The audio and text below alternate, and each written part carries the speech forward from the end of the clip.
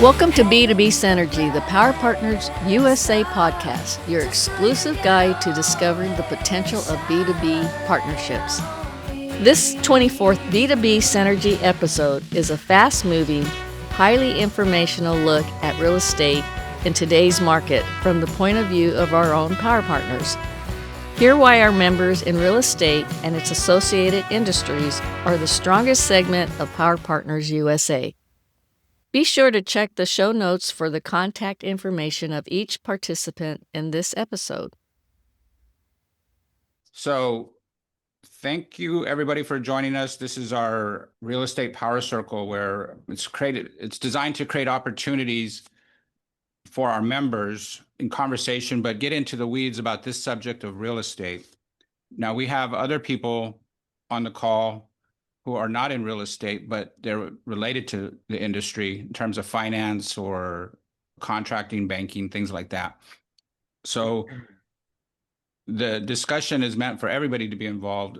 I'm kind of kicking things off with certain questions for our panel, but it's open to take questions from anybody, crosstalk to whatever subject we're on. And let me go ahead and start with Charles. I'll go ahead and introduce Charles for people who don't know him. Charles Chang brings a unique perspective to this panel because he doesn't just sell or manage real estate. He analyzes, underwrites, and restructures properties to maximize performance. As president of CMC Realty and Property Management, he approaches every deal like an investment architect, helping owners increase NOI and long-term asset value. Does that sound right, Charles? That is correct. Okay. Well, thank you. So let me just start out by saying, Charles, like in today's Southern California market, where are you seeing the greatest opportunities to increase net operating income, and where are investors leaving money on the table? Well, there's a number of areas, but I'll probably just focus on three. One of them is we looked at multi-unit unused common areas on multi-unit. Like let's say there's a big backyard and it's not being used.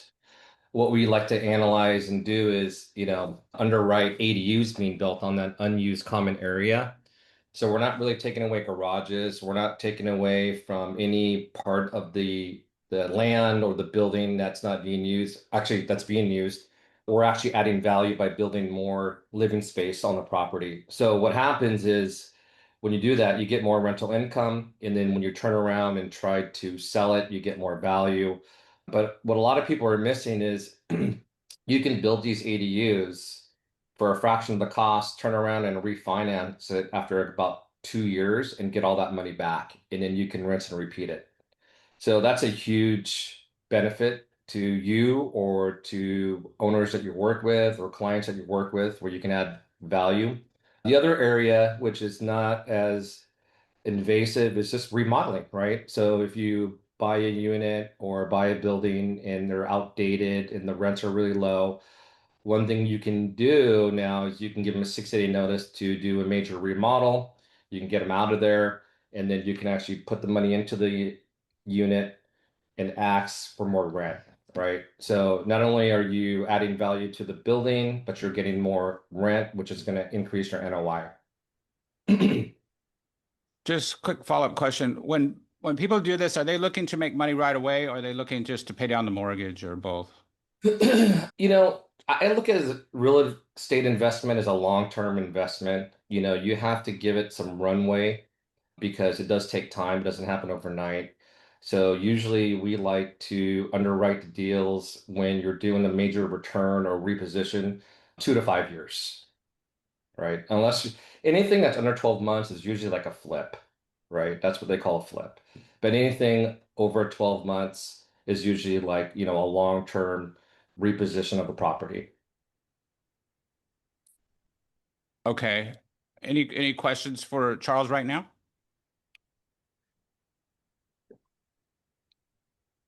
So Charles, who are you working with in terms of other partners when you're doing one of these, like an ADU or a remodel like that? Who do you need to help you? Oh, I need a lot of people. So I'll give you an example. I'm working closely with Scott right now because most of insurance costs now are rising because of all the fires that happened in Malibu and elsewhere.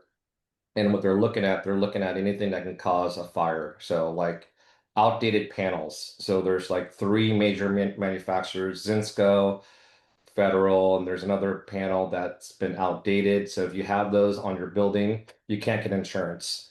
If you get insurance, it'll probably be 4 or 5 times the amount, and that's only if they consider you. So Scott is definitely a vendor that I work with a lot to get quotes to let me know what we can and can't do when it comes down to outdated, obsolete panels. Because it's not only the main panel, but in every unit there's usually a sub panel as well. So you got to get into every unit there as well. The other one is like remediation companies. Like I don't know where. Oh, there's Vince. So a lot of times there's, deferred maintenance in these buildings, like whether it's mold or water damage, and we'll partner up with companies like Vince's company to help us remediate that. Because if you try to reposition the building or refinance or sell it, it will never appraise. So you definitely have to have a good restoration company on your side. So restoration, insurance, and the third one I would say would be a good general contractor. So if you need to make any major repairs like remodels or any major maintenance up upgrades or updates, you want to definitely have that person on your side too. Do we have any general contractors online besides Vince? Not Well, really. I'm here. Oh, Oh, right. that's right. That's right. So, Well, go ahead. so he would be another one, right? We'd partner with. So there's three right here. So Vince, Scott Swanson for the insurance, and then of course C2 Mod. Right. Okay. Great. Great. What did you talk about the financing part, mortgage, Yeah, are you, financing. Yeah, so Jack Sensky would be a good person because he's on the lending side. Now, I know, Jack, you work mostly on single family, right? And like, or 2 to 4s as well, a single family. Yeah, primarily 1 to 4 units, but I do have sources for 5 to 10 units, mostly on the DSCR program. Years ago, I used to do a whole bunch of multifamily loans and broker stuff to Chase and all of those guys, but that market kind of dried up with the interest rates going up. So I haven't really partaken much in that, but the 1 to 4 stuff we can handle, and the DSCR from up to 10 units. Yeah. okay. We also have Vin down on the line and Annika Armstrong. Vin is a estate planner and Annika is a financial planner. So Charles, have you co coordinated in any way in real estate with a financial advisor or an estate planner? On occasion, yeah, because I'll have, people inherit properties from their parents and they'll want to sell them all and they'll want to take it out of real estate and then park it into investment. So it's always good to have a financial advisor around. I had one example where two sisters inherited 13 properties that were all paid. And so they hired us to sell all 13 properties and they went to stocks. So if I would have known about, Annika and Vin, I could have referred, this person to talk to them to see, hey, here's another, avenue to invest your money because they want it out of real estate. Okay. And I'm just going to throw this question to Vin because he's new to the group. As an estate planner, Vin, we have several real estate professionals in our network. So the idea of this meeting is to understand what our real estate professionals do and vice versa. Can you just, I don't want to, we're going through our panel, but you're kind of part of the panel because of your expertise in estate planning. But what are you seeing in real estate or working with real estate professionals? How do they come into play with your practice? Yes. Hi. Good morning. Hi there. Thank you for allowing me to be here. So yes, real estate is one of the biggest asset that a family could have. And sometimes for investment professionals, they accumulate all these assets, etc. Yet when they pass away, it has to go to probate because if it's not planned correctly in terms of planning, in terms of tax issues, 1031 exchange might be something that professional might want to look at in terms of selling an asset and reinvest it. Otherwise, you don't do that 1031 exchange, it might cause you to pay capital gain tax, right? And then once they accumulate in any type of, let's say they exchange it, it's not inside a trust. Once they pass away, it has to go to probate, and that's a long court process, and it kind of costs a lot of money. Could be 5 to 10%, etc. Right. So are you familiar with our real estate professionals in the network when you have that situation with any of your clients? Well, you can listen, but I just wanted to make sure that you understood that we have that expertise to help avoid those problems. So thanks, Charles. I'm going to move on to the next panelist, and anybody can ask any questions throughout this meeting at any time. So let's go to Jeff Hakim. Let's switch it up a little bit. We're going to go into the commercial real estate world. Jeff is a president of Centric Partners. Jeff specializes in representing tenants and owners and tenants and owner users in commercial real estate, helping businesses strategically position, negotiate, and structure their office and industrial space for long-term growth. So I'm going to ask you a two-part question, Jeff. What are the major shifts you're seeing right now in office and industrial space, and how should business owners adjust their strategy in response? The other part is you just recently closed on a 2,300 square foot space in Carson, correct? Not closed, but signed a lease. Signed a lease on that. I'm Never sorry, I closed. think the terminology right. Can you tell us more about that listing and the lease process? What is that a typical type of project for you? There's no real typical, fortunately, but it was a great opportunity. Actually, it was White Space Apparel, Shaun White, Olympic gold medal snowboarder. And it was just a fantastic opportunity. He's growing his brand, and we were introduced to represent the requirement. And they were looking for just it's classified as a flex space, so a little bit of office, but with some industrial warehouse component to it, so they can run their operations, have room for their merchandise, but also have room for their office operations. And it's actually a smaller opportunity for us as far as the size of the unit goes, but it's a fantastic opportunity just based upon the name and the how well he's known, really globally. And they're a growing business, so we're excited to get them situated and hopefully, grow with them in the years to come. But yeah, just like with any client, once the introduction is made, we, like many, just do a thorough assessment of their real estate needs, which is a pretty long interview process with the decision makers and the department heads. And then we get to work researching properties, helping with the site selection, coordinating tours, whatnot. And then once we do identify some properties that are of interest, start the negotiation process to make sure they're obtaining the best terms and conditions. And then helping them, facilitate the move in or the relocation, depending on, what the situation is.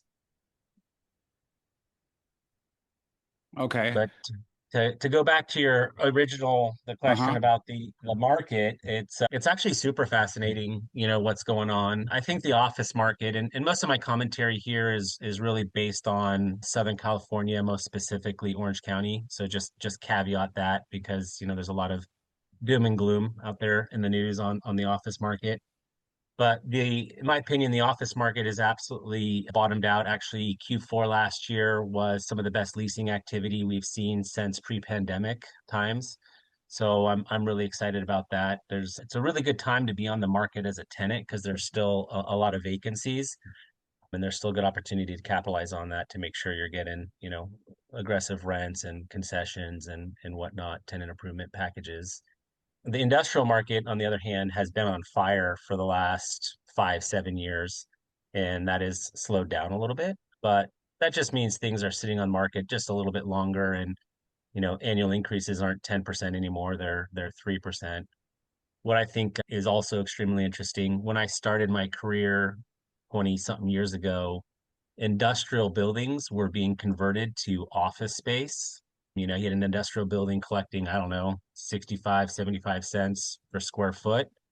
and they were converting them to creative office where they're charging 250 a foot, maybe more, making it creative office space and whatnot.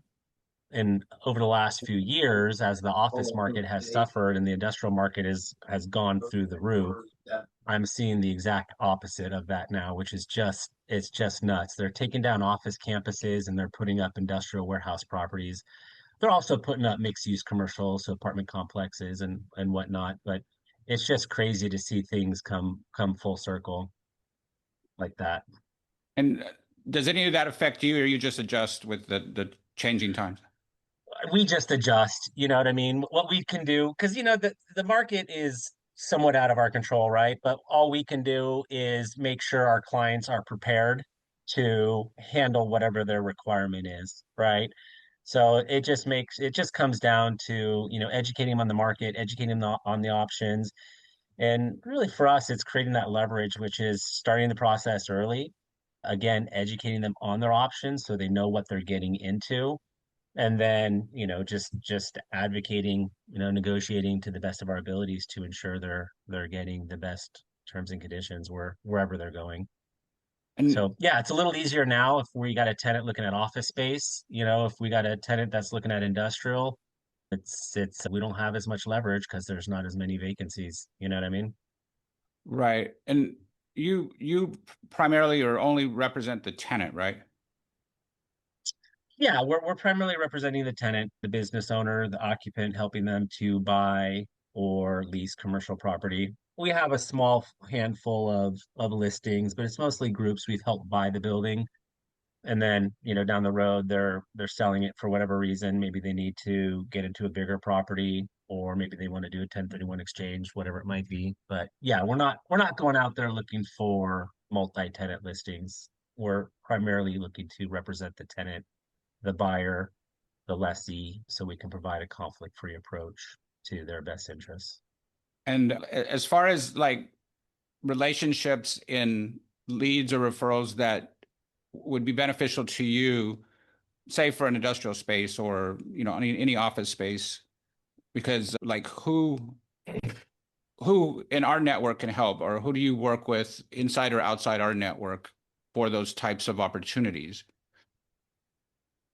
I mean, everyone on this call and everyone in this group are great resources. EAs, financial advisors tend to be more consistent for me. They're usually in on those decision-making processes. Attorneys are fantastic. Lenders can be helpful as well. Commercial bankers. Right. And then, back to the type of tenant is like, what should tenants know or what don't they know that they should know when they get into leasing a space? It just depends on the tenant and their sophistication and really the type of property they're getting into. I would say, I mean, most generally, just obviously know the economics, which isn't funny, but know what type of lease you're getting into and what potential additional costs or responsibilities are associated with that type of lease. So, for example, if you have a tenant going into an office building, it's usually a gross lease or a service gross lease, which means everything is included in the rent, right? The operating expenses, the property taxes, property insurance, upkeep, maintenance, light bulb, toilet paper, all that good stuff is all included in the rent.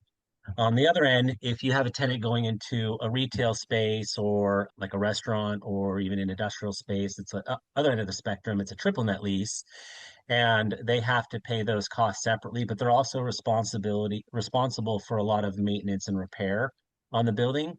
So, before you go into a space, you need to make sure you're doing your due diligence on the plumbing, on the electrical, on the roof. The one we see issues with is the HVAC unit, wherein they come in, they sign up on a triple net lease, and sure, they're responsible for the quarterly maintenance, not a big deal, that's pretty standard. But not quite often, they're responsible for repair and replacement, which we've seen, not under our watch, is tenants sign a lease and the unit is 15, 20 years old and they're in the space for less than a year that unit craps out and they're responsible for replacing it to the tune of, who knows what, it depends on the size of the building, but 10, 15, $20,000. And I remember walking into a new restaurant once and they had a supplemental air conditioning unit sitting on the floor. And I talked to the owner. I'm like, well, what happened? You guys are brand new. He's like, oh, the air conditioner broke. I'm like, is the landlord going to fix it? No, that's on me. Really? You know, 7, 8 grand your first couple months in business. I'm sure that money could be spent, better elsewhere. So again, get in there, make sure you're doing your due diligence, building inspection, whatever it might be for that property. And so you know what you're signing up with because, those kind of surprises are unnecessary, in my opinion. And those are things that you help out with, right? In the 100%. right. Good. Scott Swanson, have you guys moved into your place, Scott? Or are you just still in that process? Yeah, no, I'm in a vacant office right now, but yeah, we're moving in. Internet's being hooked up today. Movers are bringing everything over. So yeah, we just got in today technically, but I'm working remotely from an empty space. Yeah. I'm here waiting for the internet guy to show up. So I'm like on my phone, I'm like doing a bunch of things, multitasking. Okay. So any questions for Jeff? No, So, just Jeff, that with any kind of real estate transaction, you need to do your due diligence. From the smallest property to a huge apartment complex and a large commercial building. And this is where the other experts come in. And it should be a team effort, a team of due diligent professionals. Absolutely. Was somebody else going to say something? yeah, it's James over here with C2 Mod. So, Jeff, I actually know a little bit more specific about this listing that you're helping the owner on. It's a trophy architectural space over there on Redondo. He's a kind of a legacy architect here in Long Beach. And Yes. the building that I particularly love as an architect first and everything like that. But that is a hairy deal of hairy deals, right? Because it's a beautiful space. Anybody would want it. But of course, you have to help that outgoing owner to the best of your ability, but also how would you represent, a potential lessee or purchaser in that deal? Because that's a tough one to navigate. It is. I mean, it's a tough one to navigate on the sales side too, because it is such a gem. I mean, we've had people approach us and we tell them the price and they're like, well, there's no comps. And I'm like, how do you comp a Bugatti? You know what I mean? Like it is the most unique, most incredible building I have ever been involved with. There is no comp. You know what I mean? So if you're looking for a comp, you got to go somewhere else, is our mentality. It's got to be someone that sees the value in that building, right? I mean, it's I'm gonna share the link in the chat here so you guys take a look at the pictures and the Matterport. It is, James, it's just fantastic. It is, I want to live there, quite frankly. Yeah. I missed this. I missed something. What was this one I mentioned, or is it something else? No, this is a different listing that I've been working on for a few months, right around the corner from us, Alan, on 3rd and Redondo. It's currently owned and occupied by Jeanette Architects. It's a 2,900 square foot office building. That's just super creative office space, floor to ceiling windows. It's got this rock pond, lush gardening, landscaping throughout. It was designed by Gibbs and Gibbs. They designed the Walter Pyramid. Mm. And it is just, I mean, one corner of the building is held up by a massive boulder. And then, throughout the rest of the property is, streams and waterfalls and big old rocks and lush landscaping. It's Oh, that's right. Jeff Janet is retiring, right? trying. What is he selling it for? What do you want to offer? We're in the low $2 million range. Okay. Alan. Yeah. Oh no, I wanted to tell Jeff I pass by that building all the time and I was so curious what it looked like inside. I took your virtual tour. That was pretty amazing. Isn't it? Yeah. So that was really Yeah. nice. I'll put the LoopNet link in the chat. Yeah. Yeah, there's a lot of good pictures, and there's also a link to a virtual tour that you can take a look at. The virtual tour is pretty cool. Is it vacant now? No, they're still in there. They're going to occupy until they sell. They're still winding down the business. Got it. Okay. Does he own it outright? Any debt on it? There's some debt on it. Yeah. We can talk offline. Okay, great. Let's see. Let's go ahead and go. Well, thank you, Jeff. Any last questions for Jeff? We'll come back around. I just wanted to make sure I get everybody in. Let's talk to James, because there was also some crossover synergy with with Charles, but I wanted to switch it around a bit. Let me introduce James here. James Cleveland is the founder and CEO of C2 Mod, a Long Beach-based design, build, and development firm that integrates architecture, construction, and property management into one seamless strategy. He brings nearly three decades of experience overseeing multi-million-dollar projects, helping investors and owners align design vision and financial performance and long-term asset value.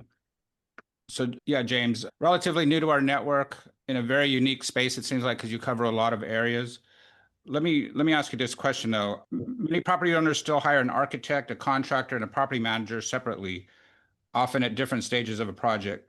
Since your firm integrates all three, how does having architecture, construction, and property management align from day one change the way investors should evaluate risk, control timelines, and ultimately improve long-term asset performance? Yeah.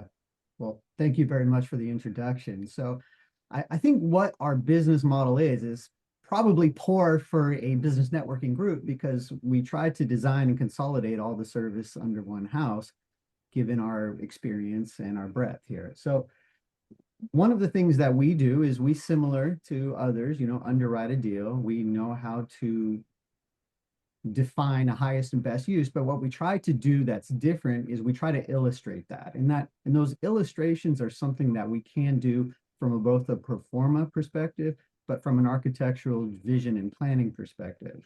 So as an operator myself, we have a small portfolio. One thing I'm constantly trying to do is obviously try to reduce the amount of expense and increase the amount of income. So I would talk most similar owners out of hiring an architect, which is a dangerous game for me to be playing, because my passion in this world is for architecture. It's like trying to tell the world we don't need teachers, because parents can teach their kids better than teachers can teach their kids. But that's not the truth. Is architects are an important and valuable part of the industry, but contractors also have the ability to do that. So we consider ourselves more of an contractor with in-house property management services and in-house architecture and design service. So we like to quote ourselves or coin ourselves as that one-stop shop, soup to nuts. You come to us in the beginning and we'll help define and capture a vision for you. And then how big is that one-stop shop? Like who else do you usually typically work with? So we have a pool of investors, and right now we are primarily marketing ourselves to what we call our golden clients. And these golden clients are those who have assets that need management, that need work, but we also perform that maintenance and operation. And so that maintenance and operation need, that painting, that plumbing, that electrical panel upgrade that we were talking about earlier, those are things that we do routinely. But it helps us get that introduction, that warm introduction to new owners and investors that we can continue developing that relationship with. So the best partners for us are, again, people who already own real estate, be it single family residences, 1 to 4 unit apartment buildings, 20+ unit apartment buildings, so people who can use those, leverage those, and then continue to acquire more. Okay. Even though we're a network and ideally we're our job is to educate others about your expertise, but real estate is such a high value. A property is expensive, it's high value, and it's very kind of held close to the vest that somebody has a property or something like this. Mm-hmm. Are you seeing, like, how do these deals kind of come into your lap? Is it very proactive or is it by accident? It's a lot of referral network. So we haven't ever heavily invested. So, again, this iteration of the business is only about 8 years old now, but we've been in the industry for 30 plus years. So I think referrals are the best ways for us to get new work. We do a lot of single family residential work. We do a lot of ADU additions. So from the planning through the construction. So people who need to come in and look at a new home that they've purchased, or have been living in their home for 10 or 15 years and need to create a new vision over there. They come to us typically through referral and say, hey, we need to capture a new vision. So that's something that we do routinely. And those vary from 100,000 all the way up to $300,000 or $400,000 gross project values. And, frequently we're able to, do these in a 6 to 8 month period. And so a typical construction project, varies anywhere from about 3 to 6 months, and those are bread and butter all day, every day. But what we love to do is again, feasibility studies. Feasibility studies, if for those of us who aren't familiar with it, is, hey, I've got an idea. Now, where do I go with that? So we would help through the network identify, potential properties, potential uplegs, if you need to get out of something, and then capture a vision. Hey, can we add a second, third, fourth story to this? Do we tear down and build something new? Can we add in 2, 3, 4 ADUs to the property? How do we navigate the electrical Edison problem? And it's a challenge. We won't call it a problem, we'll call it an obstacle, right? But those obstacles exist, and because we've done dozens of those, we know how to navigate those. In particular, and because Long Beach is an older city relative, we love old buildings as well, and I don't always agree with other developers and builders that scraping a building and starting afresh is the best solution, because there may be a long-term maximum, upside. However, that being said, there's a cost benefit that should be ran. Maybe you can get into something and get it fully operational in a period of 8 to 12 months, with architecture design, and start leasing that thing versus tearing it down, scraping and looking at a 4 to 5 year horizon right now, the way entitlements are working. So, we like to think differently, and old buildings are an important part of our economy. So, we love them. And then another question for me would be, how are your clients coming in with the financing? Is it something that they are prepared, or is it something that you have to help them with find financing? Yeah, there are available options, to help finance, but again, a person's lender is their typical best option, or at least their first option. We can offer commercially available options, but those things are 17, 18%. So they're not great ways to borrow money. So, HELOCs are very, very common, or cash. We have, there's plenty of people with plenty of cash. Okay. Any questions for James right now? Yeah, James, this is Tom. Have you done any ADUs with reverse mortgage financing? I have not. I don't have experience with reverse mortgages because I don't fit into that typical prototype, but okay, I would love to. Well, it is I've done ADU financing with reverse mortgage. So maybe that's something we could talk about. It would open up potentially clients for you that typically wouldn't be able to finance the product, but now can. Well, and I think there's more to it.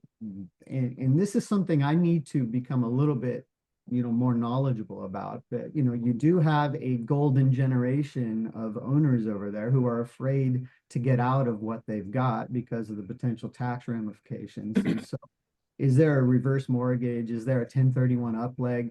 Are there opportunity zones? All of those things go together to rethink about how ownership happens for people who've owned property for, 30 plus years, and frequently they didn't use LLCs 30 plus years ago, they used tenants in common. And so how are there ways to kind of combine trust, reverse mortgage, 1031 exchange to opportune out of older held assets?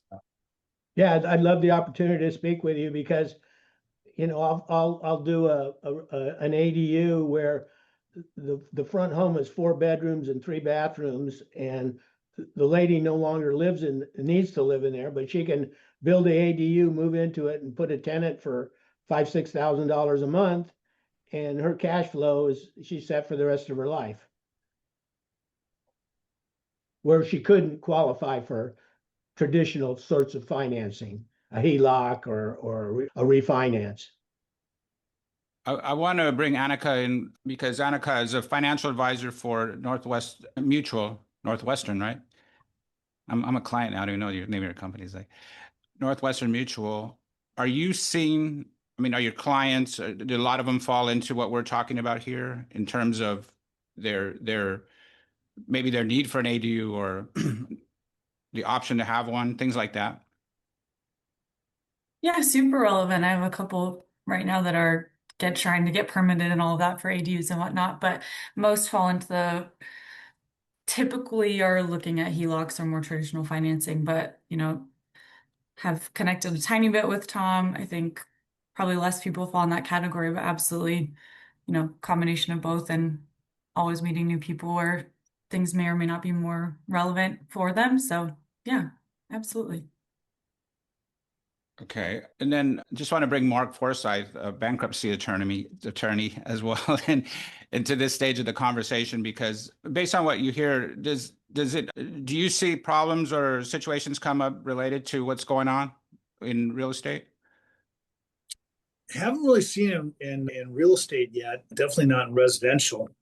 I think there's still a commercial office bomb waiting to explode out there that hasn't really materialized yet. But I think that's a ticking time bomb with these huge Class A buildings that aren't being filled.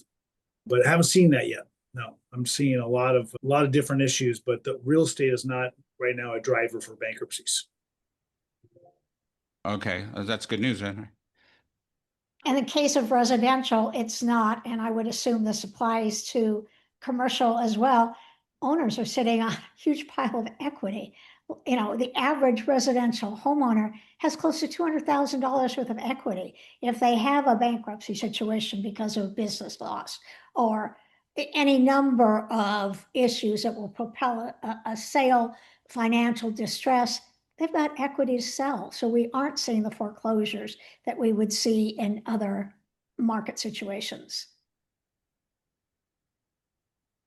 Okay. And then Jack, just your comments so far on what you've heard in terms of the mortgage world, finance? No, just kind of my take on things is that money's getting cheaper and there'll be more people buying. But as far as the commercial, aspect of it, it's a different animal totally. Those loans are based on the income of the property and cash flow and such like that. So it's expensive in the form of, loan to value, because most with the interest rates the way they are today and the way they calculate loan amounts on commercial property, it's hard to get much more than 50-60% loan to value. So until those rates come down a little bit more, that's the challenge right there.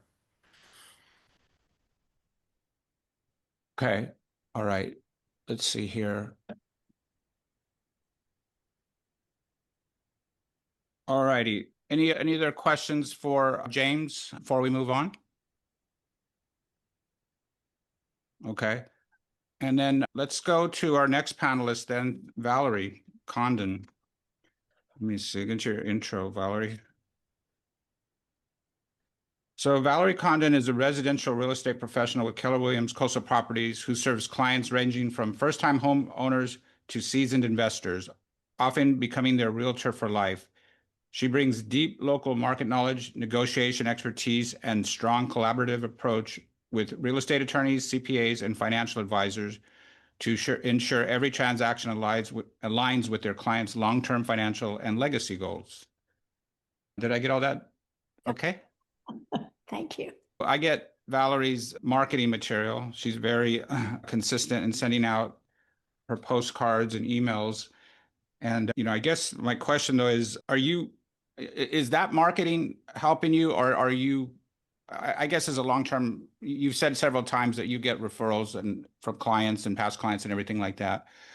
you can address like how marketing is working for you, but let me just ask you this. Even in a market where prices are flattening or coming down in some areas, you remain very active. What is it about your approach, whether it's pricing strategy, trust, whether it's pricing strategy, trust, and estate coordination, investor advisory, or life transition planning that keeps your pipeline strong when others might slow down? Well, as you said, I have a large book of business, having been in real estate for quite some time, but I'm also, as Ellen said, very consistent with my marketing. And my marketing is multimedia. Now, there was a mailing, and he mentioned emails, but social media. I was at an event last week, and someone came up to me and he said, one of my favorite pastimes is playing solitaire on my phone. And look who appears every time I log in. And there were one of my social media ads. That consistent and multimedia marketing keeps me upper mind in my clients' minds. So when they hear someone talking about selling, when a neighbor, when one of their children talks about maybe buying a house, or they want to help their children, who do they think about? They think about me. I see a client as 8 transactions over our lifetime relationship. The repeat business that I get from them and the referral business that I get from them. Something that I'm doing a lot of now with my clients is taking my investor clients, people I sold a little condo to or a small duplex. Now that they have ample equity, and in some of these properties, they've not kept their rents where there's the market value, where their income hasn't grown as much as it should, and doing a 1031 exchange and putting them into larger, more profitable buildings. So that's, this would have been a client that I sold a house to, then I sold a duplex to, now I sell a triplex to. So that's why I keep busy in my business. I keep in touch with my clients. I keep, as I said, top of mind. And I also establish myself as a resource. My clients call me when they need professional assistance or when they need a dog groomer. Do they need an attorney? Do they need a trust attorney? Do they need a real estate attorney? Do they need a referral for a doctor or a mover? I'm available to offer that. If I don't have the resource, then I go outside my vendors and find a resource for them. So that's in large part. In terms of how I handle my business, obviously I did a good job for these people or they wouldn't refer to me again. But I pay a lot of attention to market trends. I stay on top of market trends. I'm an average reader of all the financial papers on a daily basis, now online, but I read the Wall Street Journal, I read Barron's, I read everything I can to see what's going on. Then I pay attention to what's going on in our local market. But I'm extremely strategic about pricing property, marketing property, and something in the last few years that I have found to be invaluable is putting a piece of property on the market on the right day in the middle of the week, so that when the weekend comes and buyers are out there showing looking at property, their agents are they're showing my listing. So I put a very affordable condo on the market mid last week, showing starting Saturday. We had an offer on Saturday, an offer on Sunday, an offer yesterday, and 2 more today. It's 5 offers. So the market is still alive and well. It's pricing and strategy and knowing trends and, really being active. I hope I answered that question. Well, yeah, but let's talk a little bit about pricing, because I have an app. I have your app that tells me how much my property is worth, and it's gone to its highest, and it's come down, and it's going up again. There is no rhyme or reason right now, right? What are you seeing that's causing a fluctuation, or where do you think it'll end up? So remember, that app is HomeBot, and it just aggregates properties. It isn't taking into consideration remodeling and other issues that affect the price of property. Nothing is as great a tool as our MLS and what is just sold in that condo building or on that block or in that neighborhood. We are seeing appreciation lowering considerably. We're not saying 10%. Anticipation this year is 2% appreciation. There are pressures on price. There's no question. You could talk about interest rates. making property unaffordable, the buzzword of today, which creates less demand, which creates longer time on the market, which prompts sellers to do more price adjustments. There's no one cause of prices softening, but a combination of interest rates, demand, larger inventory. It's a lot of factors at work today. Are we going to see the market crash? Absolutely not. What we're seeing is a rebound, rebalancing after the wild post-pandemic era. We're looking more at a normal market. I don't think we've seen a normal market. And Jack and Charles could probably agree with this. What, 20, 30 years, a normal market? It's been a long time, but we are moving in that trend. But the market's not crashing. Yes, we're seeing lower appreciation. And yes, we're seeing more flexibility amongst sellers and pricing and concessions. Do you ever Go ahead. I got a question now. Do you ever get things where you can't sell it, it won't appraise because there's deferred maintenance or mold in the property, and they got to put money into it, and then the owner doesn't have that money? Do you ever get those situations? I get those situations, yes. Okay. Because we buy deals like that with hair on it, cash. So if you have a situation, I'll let you represent me so you can make the commission. I'm okay with that. We just want the deal. So if you have a situation where you can't sell it because you can't get it appraised, because you can't get a loan on it, we love those deals. I'll keep that in mind, no doubt. I read a statistic the other day that very much surprised me, that sellers over the age of 70, their properties sell for at least 5% less than a 40-year-old. And the explanation for that, deferred maintenance. And they don't have money to put into it. Or they don't have an interest. Or, for some of these people, they just don't even see that it's deferred maintenance. Mm-hmm. Every man's home is his castle. And as realtors, when we go into somebody's home, we have to be very careful when we make suggestions about what they might want to improve or upgrade, because they're very happy there, or they wouldn't still be there. Yeah. We're not scared of deferred maintenance. So, we have our own team. If I can't do it, then I'll call Vince to help me. Or James. I'll spread the wealth in this. Great. Any other questions for Valerie? No, I'm just fascinated by the psychology of pricing and home buying, things like that. And also the ability to come up with the money to do these things. I think in our network, we should educate others about finance and how they can get into, what they can do with what they have now. Does that make sense? Does that sound like a plan? And we have the resources. So mention the word HELOC has come up a couple times, a home equity line of credit. I just had a buyer move from Reading to Laguna Niguel. So prices are 3 times as much. He has a home on the market right around $550. To replace that, and nowhere near, not even the square footage, he spent $1.5 million in Laguna Niguel. Owns his property free and clear, no cash. So a HELOC, take the cash out, provide enough money for coverage of, he had, literally no cash. This guy makes a couple $100,000 a year, has no debt, but yet had no money. So we had to make sure we had reserves. That HELOC provided down payment and reserves on both the HELOC and the property for 9 to 12 months. So now we can sell his property, pay off his HELOC, and he's not out of pocket a penny. Yeah, I think education in these areas is something that Power Partners can work toward. This has been an excellent meeting. I've always said that real estate, banking, finance is the strongest part of our network.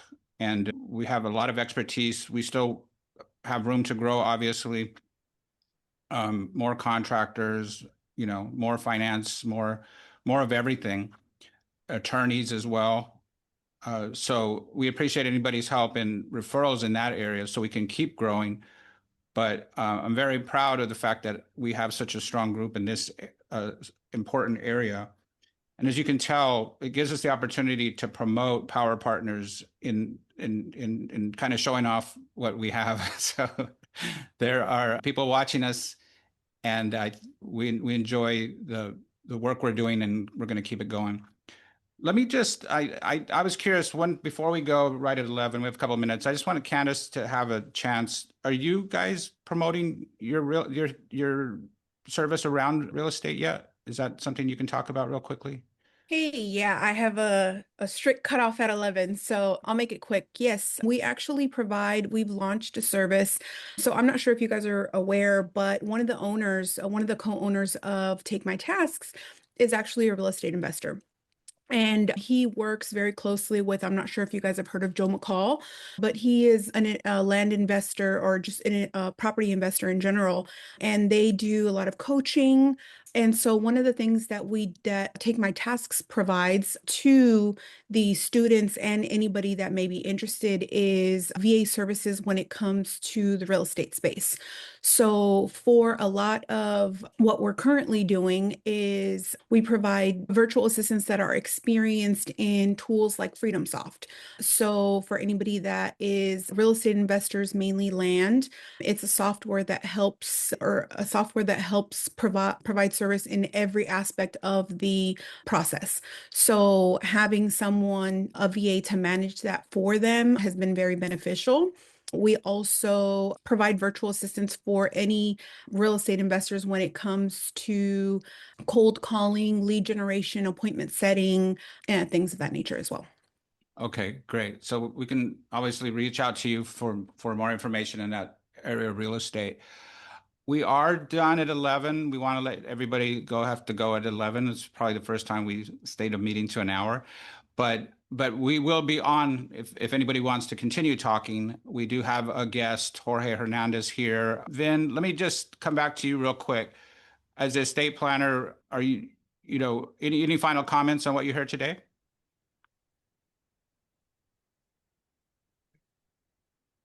I'll get to you too, Vince. All right. There you go. You hear me now? Yeah, there you go. Wonderful. Well, thank you so much. Oh, this is such an eye-opener in terms I deal with estate planning, but I don't deal with real estate actually. So hearing all the expert feedback, that's extremely helpful. Just an eye-opening for me today. Thank you for having me. It's in terms of I do have clients from time to time who are big investors, but in terms of advice and how to invest, I don't provide those. So I think I will have to refer back to some of our partners here in the future, most definitely. Great. We're trying to schedule appointments with you, some of our other members. So, I just wanted to emphasize to everybody that we do have a new estate planner in the network, but it requires some reaching out, and that's what we're doing through Beatrice and as well. Thank you, Vin, for joining us. Vince, any last comments before we go? No, that's it. Thank you so much for having me. Thank you very much. Of course. Thank you. So, and then we have one guest, Jorge Hernandez. As Power Partners, we promote our members inside and outside the network, hoping to differentiate ourselves from other networks. And we invited some people. We had a couple of RSVPs. One, Peter, I know didn't show, but Jorge, I think you heard about us through an email. And what do you do, and what was your impression of today's meeting? Yes, I actually met you at a mixer. Oh, right. Back maybe, I don't know, 7 years ago. It's been a while, yeah. I've been getting your emails. They're interesting. When the topic of real estate came, I was interested in it, so I just wanted to join. Mainly, I do real estate lending. The clients that I work with are, anybody that needs financing, they're willing to listen. They're looking for advice. And one thing that you guys touched on was what they can do with what they have now. So I like to be involved in the planning stages, where to get the money to buy that house. A lot of planning going on with HELOCs and reverse mortgages. We do that all the time. But thanks for the invitation. It was very, very interesting and informational. Thanks. Any final comments? I'm very happy with today's meeting. I appreciate everybody for showing up. Yeah, go ahead. So one last thought would be, if someone does have an indoor air quality concern, whether that related to the air conditioning system that was mentioned, which we also do air duct cleaning, but also maintenance and kind of service. As a plumber, we also help with the HVAC, some electrical, a lot of reconstruction work that people have after a fire, smoke, or water damage. But you don't have to suffer from a peril to call our company. But our main focus is dealing with emergencies. So anybody that has an emergency from some type of loss, we can assist you and walk you through the maze of your insurance and literally save you thousands or make you thousands of dollars you would not have gotten if you didn't have us working on your behalf through the insurance company. Okay. Thank you. Thank you very much. I think that's all, everybody. I appreciate your time today. Thank you.